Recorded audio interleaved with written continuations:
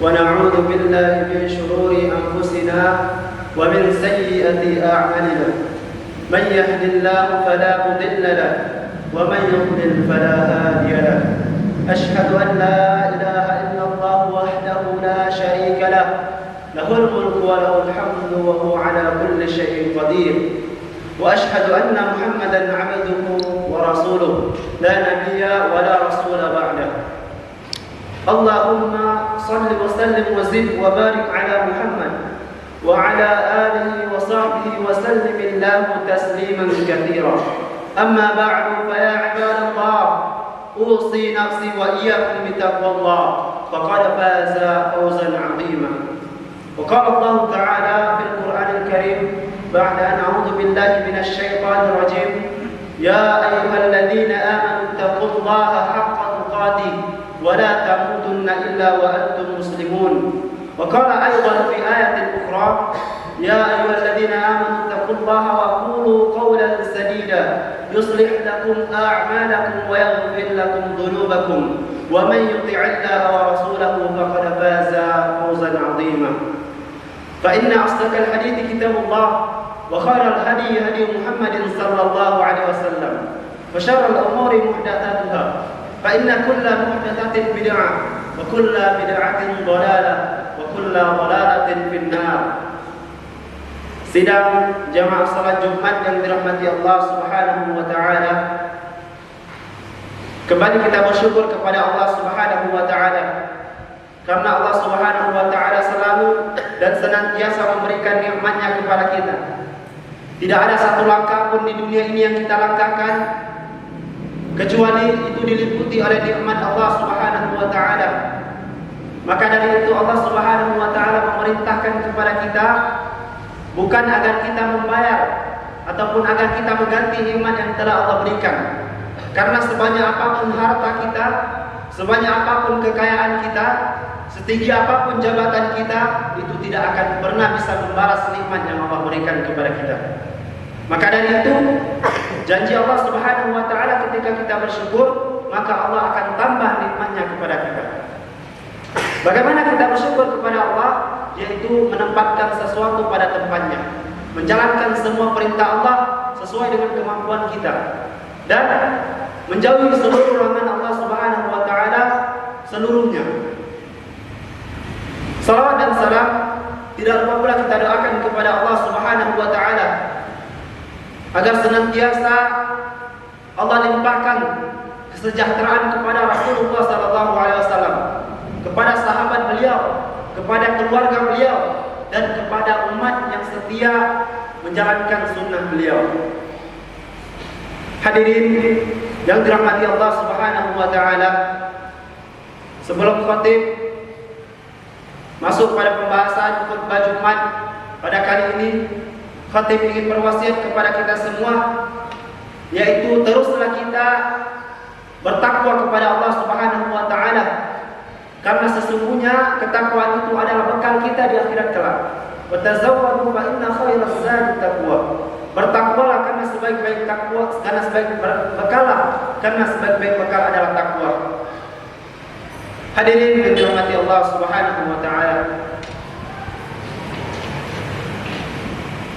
hari demi hari terus berganti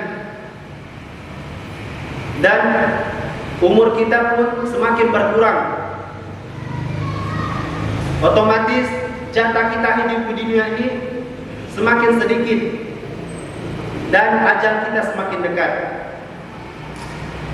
Bahkan untuk hari ini, yaitu tanggal 18 November 2022, yaitu bertepatan dengan hari dilahirkannya salah satu organisasi yang salah satu di antara organisasi yang terbesar di Indonesia, yaitu Muhammadiyah. Dan pada hari ini pula gelar muktamar dilaksanakan di Surakarta, Solo. Semoga dengan muktamar ini dapat menjadikan organisasi Muhammadiyah ini lebih maju, menjadi organisasi yang terus membawa kejayaan Islam, yang terus menjadikan pengikutnya menjadi orang-orang yang terus berpegang teguh kepada sunnah dan Al-Quran. Dan semakin bertambahnya pula umur kita, maka persiapan apa yang sudah kita siapkan untuk menemui ajal kita? Karena sesungguhnya kematian itu tidak pernah memandang siapa yang tua, tidak pernah memandang siapa yang muda, siapa yang kaya dan siapa yang miskin. Karena sesungguhnya kematian itu sudah Allah tetapkan sebelum kita lahir ke dunia ini. Begitu juga dengan kehidupan kita. Pasti setiap kita pernah mendapat yang namanya musibah atau cobaan dari Allah Subhanahu wa taala. Baik itu berupa sakit, berupa kemiskinan, berupa kehilangan orang yang kita cintai, itu semua musibah ataupun ujian dari Allah Subhanahu wa taala. Dan ujian yang paling sering ditimpakan kepada manusia adalah berupa sakit. Pasti setiap manusia yang lahir ke bumi pernah merasakan yang namanya sakit. Siapapun itu, saya, Anda, mereka, siapapun dia pasti pernah merasakan yang namanya sakit. Oleh karenanya, sebenarnya bukanlah sakit yang menjadi masalah terbesar bagi kita. Akan tetapi yang harus kita perhatikan adalah bagaimana kita bisa menjadi hamba yang taat, hamba yang baik ketika sakit. Karena sesungguhnya sakit itu pasti. Sementara menjadi hamba yang baik ketika sakit itu tergantung kepada diri kita masing-masing. Karena dengan sakit yang kita alami, kita bisa mendapatkan pahala yang banyak. Dan dengan sakit kita pula bisa menjadikan kita sebagai orang yang berdosa. Hadis Rasulullah SAW yang sahih riwayat Ahmad dan Tirmidzi. Rasulullah SAW bersabda, Inna Allaha idza ahabba qauman ibtalahum, faman radiya falahu ridha, wa man sakhita falahu sukhat. Sesungguhnya Allah Subhanahu wa taala apabila dia mencintai suatu kaum, maka dia akan menguji kaum tersebut dengan musibah. Barang siapa yang ikhlas, yang ridho terhadap musibah yang Allah berikan kepada dia, maka Allah akan ridho kepada dia. Dan barang siapa yang murka, yang marah ketika Allah Subhanahu wa taala berikan ujian kepada dia berupa musibah, maka Allah Subhanahu wa taala akan murka kepada dia. Perlu kita ketahui, saudara yang dirahmati Allah Subhanahu wa taala, Allah Subhanahu wa taala sediakan musibah sebagai sebab ujian bagi kita.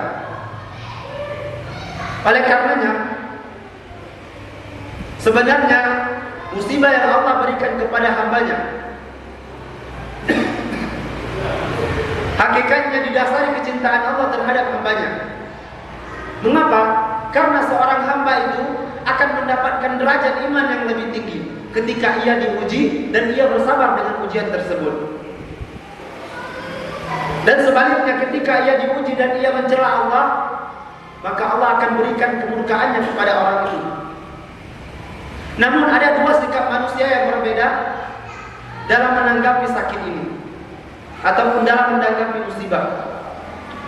Yang pertama, ada orang yang menanggapi musibah itu dengan cara yang baik, sehingga tidak sama sekali dia berpikir bahwa musibah yang terjadi kepadanya adalah kezaliman dari Allah Subhanahu wa taala, ketidakadilan dari Allah Subhanahu wa taala. Dia hanya berkeyakinan bahwa musibah ini adalah sumber pahala bagi dia. Sakit ini ketika ia jalani dengan sabar adalah sumber pahala bagi dia. Karena kata Rasulullah SAW, orang yang sakit itu akan digugurkan pahalanya, sebagai akan digugurkan dosanya, akan dihapus dosanya, sebagaimana pohon menggugurkan daunnya. Dan ada pula orang yang menanggapi musibah ini dengan cara yang sama. Dia menganggap musibah ini adalah kezaliman dari Allah, ketidakadilan dari Allah Subhanahu wa taala. Mengapa dia sakit sementara tetangganya tidak?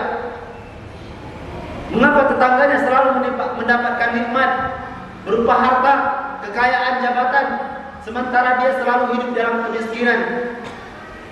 Padahal dia tidak mengetahui bahwasannya ujian itu bukan hanya berbentuk musibah, melainkan ujian itu ada yang berbentuk nikmat. Ketika Allah Subhanahu wa taala berikan seseorang itu harta, itu adalah ujian bagi dia. Bisakah dia memanfaatkan harta yang Allah berikan ke jalan Allah, menginfakkan hartanya, membantu orang yang miskin, membantu anak yatim?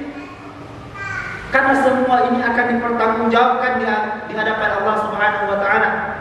Sekecil apapun amalan kita, faman ya'mal mithqala dzarratin khairan yarah, wa man ya'mal mithqala dzarratin syarran yarah. Sekecil apapun amalan kita, itu akan Allah berikan balasan sesuai dengan keikhlasan kita. Begitu juga dengan dosa kita. Oleh karenanya, hadirin yang dirahmati Allah Subhanahu wa taala, satu pertanyaan yang patut kita renungkan secara bersama. Apakah ketika kita mendapatkan musibah, kemudian kita marah dengan musibah tersebut, apakah dengan marah kita itu dapat menghilangkan musibah itu dari kita? Atau misalnya kita bawa pada kondisi orang yang sakit. Apakah ketika kita sakit, kemudian kita marah, kita mencela sakit yang kita alami, apakah dengan marah kita itu bisa menghilangkan penyakit dari tubuh kita? Tentu kita sangat paham bahwa yang terjadi adalah sebaliknya. Itu akan memperparah sakitnya. Mengapa? Karena dia sakit dua kali. Yang pertama dia sakit batinnya, dan yang kedua dia sakit badannya. Mari kita simak kondisi Rasulullah SAW ketika sakit. Suatu ketika sahabat Sa'id Al-Khudri radhiyallahu anhu pernah berkunjung ke rumah Rasulullah SAW. Yang kala itu Rasulullah sedang sakit parah. Kemudian sahabat Sa'id Al-Khudri meletakkan tangannya di badan Rasulullah SAW dan beliau merasakan panas yang sangat luar biasa. Kemudian apa pesan Rasulullah apa kata Rasulullah kepada Sa'id Al-Khudri? Inna kadzalika yushaddadu 'alaina al-bala wa yudha'afu lana al-ajr. Sesungguhnya kami para nabi diuji dengan ujian yang berat. Tujuannya apa? Agar kami mendapatkan pahala yang dilipat gandakan. Mendengar itu sahabat Sa'id Al-Khudri bertanya kepada Rasulullah, wahai Rasulullah, siapakah orang di dunia ini yang paling berat ujiannya? Kemudian kata Rasulullah, Al-Anbiya'u was-salihun. Mereka yang berstatus para nabi, mereka yang berstatus sebagai para nabi, dan orang-orang yang soleh. Sungguh di antara mereka ada yang diuji dengan kemiskinan, hingga harta yang tertinggal hanya baju di badannya, dan ada yang diuji dengan kutu di badan dan kepalanya, sehingga kutu itu membunuhnya. Namun ketahuilah hadirin yang dirahmati Allah Subhanahu wa taala, mereka orang-orang yang soleh dan para nabi itu lebih mencintai musibah yang Allah berikan kepada mereka dibandingkan orang biasa yang mendapatkan nikmat yang banyak dari Allah Subhanahu wa taala. Itulah yang diajarkan oleh Rasulullah SAW kepada kita. Para nabi, para orang-orang yang soleh, mereka jauh lebih bangga mendapatkan ketentuan musibah dari Allah Subhanahu wa taala. Takdir yang telah Allah tetapkan kepada mereka, mereka lebih terima dibandingkan orang yang biasa yang mendapatkan harta yang banyak. Ada sebuah kisah lagi, yaitu sahabat Rasulullah SAW Sa'ad bin Abi Waqqas. Sa'ad bin Abi Waqqas, sebagaimana yang kita ketahui bahwasannya beliau adalah salah satu di antara 10 sahabat Rasulullah yang dijamin masuk surga oleh Allah Subhanahu wa taala. Kemudian Sa'ad bin Abi Waqqas ini di masa tuanya beliau buta. Beliau kehilangan kedua penglihatannya. Dan suatu ketika Sa'ad bin Abi Waqqas datang ke Mekah. Melihat kedatangan Sa'ad, para penduduk Mekah berdatangan menjumpai Sa'ad bin Abi Waqqas. Karena mereka tahu kalau Sa'ad ini adalah orang yang doanya mustajab seperti yang disabdakan Rasulullah SAW. Orang yang soleh, kemudian satu persatu orang-orang minta didoakan oleh Sa'ad bin Abi Waqqas. Maka Sa'ad pun mendoakan mereka. Dan tiba-tiba datanglah seorang anak muda dari Madinah, dari Mekah. Dia berkata kepada Sa'ad bin Abi Waqqas, "Ya ammi, wahai pamanku, engkau mendoakan banyak orang karena doamu mustajab, karena doamu dikabulkan oleh Allah Subhanahu wa taala. Namun, mengapa engkau tidak mendoakan kebaikan kepada dirimu sendiri hingga Allah mengembalikan penglihatanmu?" Kemudian Sa'ad bin Abi Waqqas tersenyum sembari berkata kepada Abdullah bin Sa'id, "Ya bunayya, qada Allahu 'indi ahsanu min basari." Wahai anakku, sesungguhnya keputusan Allah ini, takdir Allah ini lebih aku cintai dibandingkan penglihatanku. Mengapa? Karena Sa'ad bin Abi Waqqas tahu bahwa ini adalah sumber pahala bagi dia. Dia tahu bahwa ketika takdir Allah Subhanahu wa taala ditetapkan kepada seseorang dan seseorang itu tabah dan sabar menjalaninya, maka Allah Subhanahu wa taala akan melipat gandakan pahala untuk orang tersebut.